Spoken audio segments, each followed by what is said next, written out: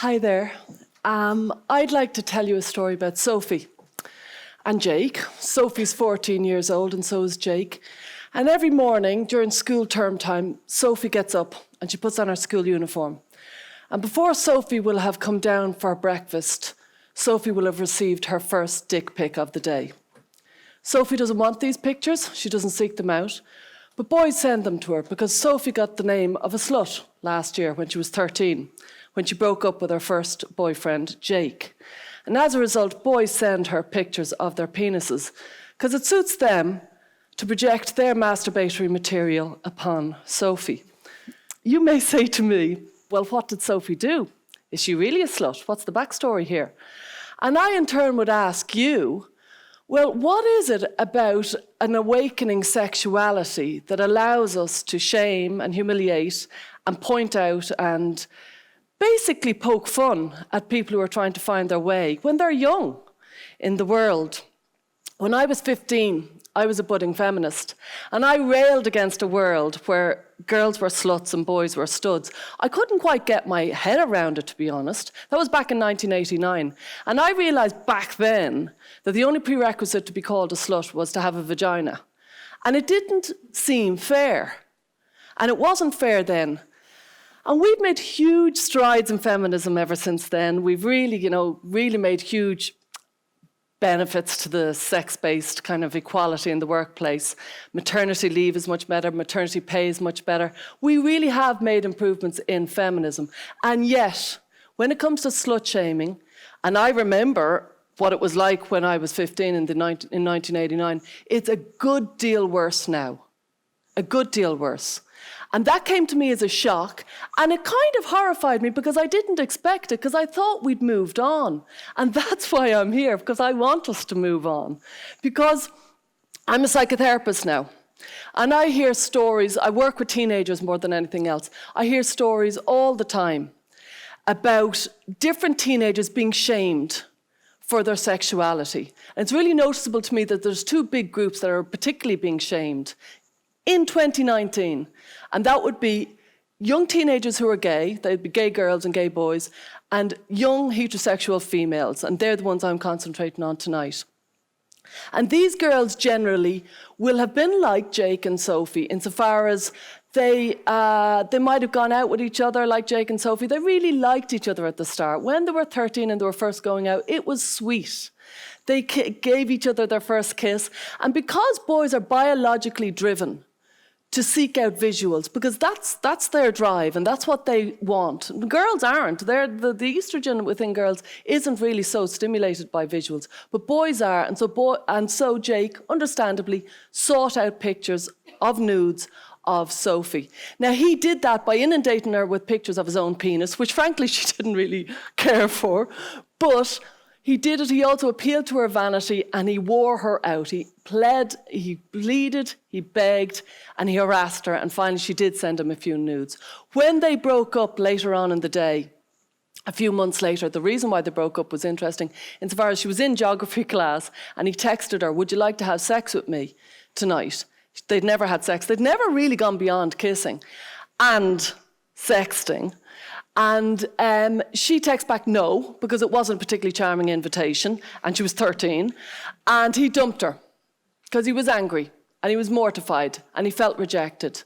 And then later on, he told his friends that she was a try-hard, and that she was desperate, and she was dying for it. And he pretends to this day that Sophie is sending him pictures now, because she's mad for him.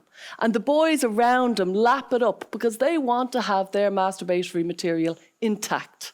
They want to have a world where some girls are sluts and some girls are good girls, and that's what they call them as such. And so too many people have come to me with stories such as like a girl, maybe when you hear of stories, like a girl who's being followed home and thrown Kit Kats at because too many boys are running around telling nasty little stories about how 4 fingers will fit in her. Or fathers who are sent pictures of their teenage daughters, nudes, because there's nothing quite like the rage of a teenage testosterone-fueled boy who's been rejected. or girls whose pictures have been photoshopped with their mother to make it look like lesbian sex and sent to their younger sister. Now, I live in rural Ireland and I'm a psychotherapist in rural Ireland. One wouldn't think that I would hear regularly stories like this, and worse, where girls are afraid to say no to sex because they've no experience with it, and they're very much influenced by the pornified world that we're living in. And that's what it seems to come down to every single time. Why has slut-shaming become so difficult? Why has sex become so sordid and dark and sleazy, rather than the free sex that we thought we would be having when I was 15? I looked to the future and I thought we were going to unshackle ourselves from the Catholic Church and we were going to have this free sex and we'd all be like Swedes, you know, frolicking around in the nude. It was going to be fabulous and cheerful and fun and connected sex. And that's not how it's turned out at all. It's turned out it's gone a very dark turn. And when I explored it, I realised a lot of boys who come to me, they're freaked out by their heavy porn usage. They're freaked out by their porn habit. They freak themselves out because the algorithms are such that they invite the boys to continuously go a little bit darker to a little bit more violent porn. And the porn is very different today than it was 20 or 30 years ago. It's significantly darker. It's significantly more violent. And these boys are being shaped, and we are the grown-ups in the room, and we're going to have to start addressing this so that the boys aren't feeling that sex is something that's degrading and shameful and humiliating fundamentally, so that they think it's kind of a bit of a laugh to start a WhatsApp group with maybe 50 or 60 boys from the year and one girl and discuss what they would like to do with her sexually, because they think that's great crack. Because they've learned to view sex in a way that's quite dark. And equally, not only that, we've brought up a world, because these are the first digital natives and they're the first where they've such easy access to the internet. Not only that, we're documenting children, we're taking photos of them, and we're constantly talking about their looks and how gorgeous they are and how beautiful they are and how they're going to be daddy's little heartbreaker. And this is creating a world where there's a lot of vanity and there's a lot of narcissism. And we as a society have created this. And so we need to start thinking, how can we change this so that we can make it a better place, so we can have sex like Swedes, so that we can, so we can have a more connected, joyful sex, because the joylessness of the encounters the teenagers are having, it's really noticeable to me, and the research bears me out, that teenagers are having a lot less physical fumblings, a lot less kisses, a lot less kind of actual physicality between each other, and a huge amount of more virtual, solitary sex in their bedrooms, where they're sending each other's pictures and they're, you know, doing video clips with each other. But it's quite solitary, it's quite joyless, and it's not half as fun, I would say.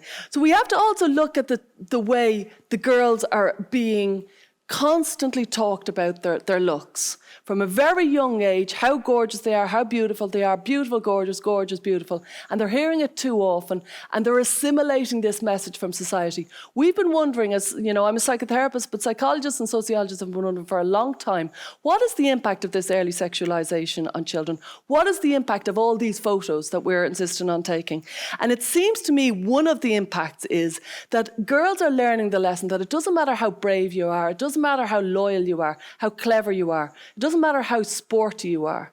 What it turns out, by the time you're a teenage girl, it turns out what matters really is how sexy you are. And the girls have figured this out, and they're projecting back what society has fed them.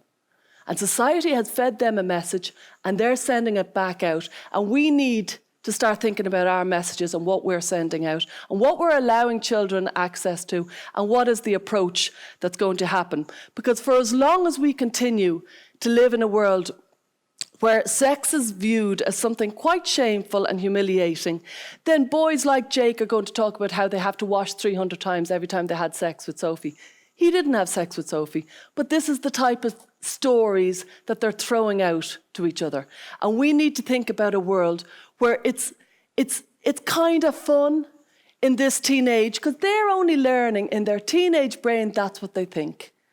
And instead, we need to approach it differently, because we need to move the conversation around sex education way beyond the penis and the vagina. And we need to start talking about how sex involves a vulnerability. Good sex involves being vulnerable and opening yourself to connection. And you cannot really have an intimate connection with somebody without being vulnerable to rejection. And rejection is really, really difficult. And it's really, really hurtful. And you have to hold yourself together if you're a teenager and you've been rejected and not lose the head and start doing revenge porn. And these are the conversations we need to start having so that people are aware that when you walk into the sex place, you're going into a place that is filled with vulnerability, and a lot of people are scared of it and choose not to go into that place, and instead they go to a more dehumanized kind of quick thrills place because they can't quite handle the deep connection that's involved in true, intimate, connected sex.